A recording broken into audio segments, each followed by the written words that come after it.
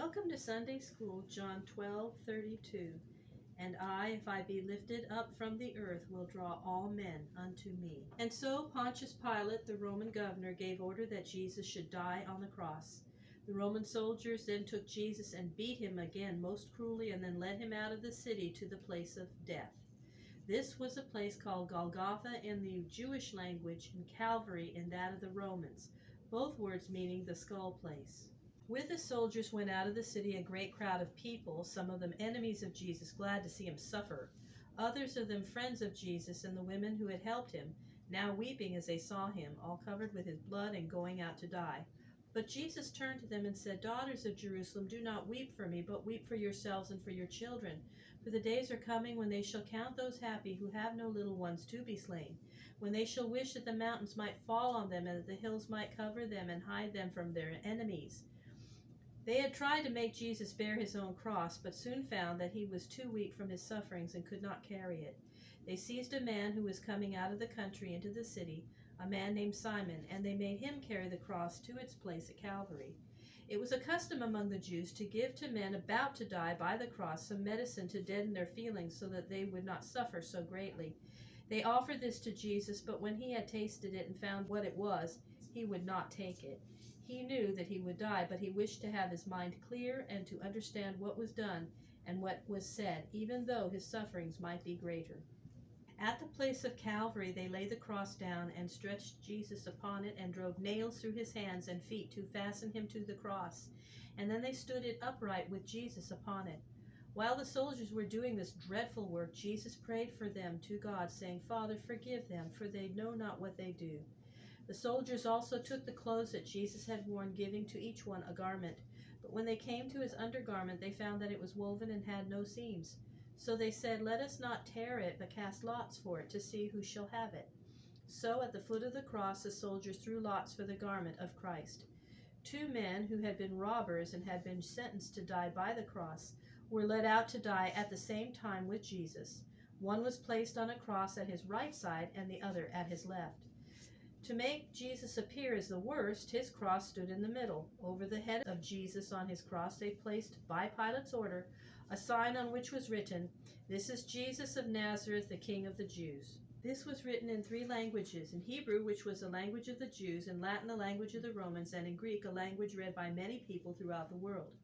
Many of the people read this writing, but the chief priests were not pleased with it. They urged Pilate to have it changed from the King of the Jews to He said, I am King of the Jews.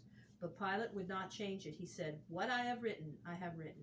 And the people who passed by on the road as they looked at Jesus on the cross mocked at him. Some called out to him, You that would destroy the temple and build it in 3 days, save yourself. If you are the Son of God, come down from the cross. And the priests and scribes said, He saved others, but he cannot save himself. Come down from the cross, and we'll believe in you. And one of the robbers who was on his own cross beside that of Jesus joined in the cry and said, If you are the Christ, save yourself and save us. But the other robber said to him, Have you no fear of God to speak thus while you are suffering the same fate with this man?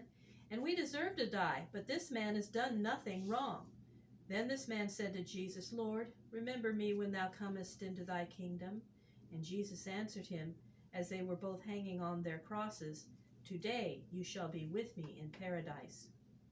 Before the cross of Jesus, his mother was standing, filled with sorrow for her son, and beside her was one of his disciples, John, the disciple whom he loved best. Other women besides his mother were there, his mother's sister, Mary, the wife of Clopas, and a woman named Mary Magdalene, all of whom, a year before, Jesus had sent out an evil spirit. Jesus wished to give his mother, now that he was leaving her, into the care of John, and he said to her, as he looked from her to John, Woman, see your son? And then to John he said, Son, see your mother. And at that day John took the mother of Jesus home to his own house and cared for her as his own mother.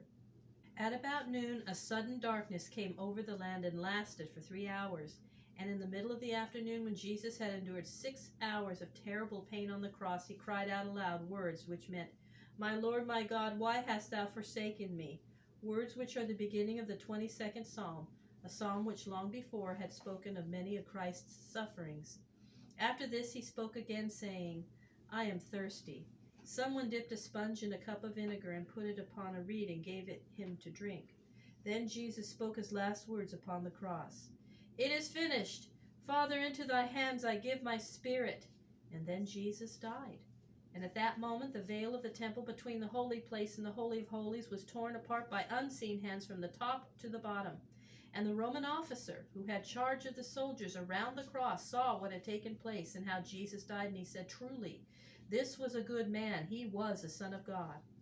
After Jesus was dead, one of the soldiers, to be sure that he was no longer living, ran his spear into the side of his dead body, and out of the wound came pouring both water and blood.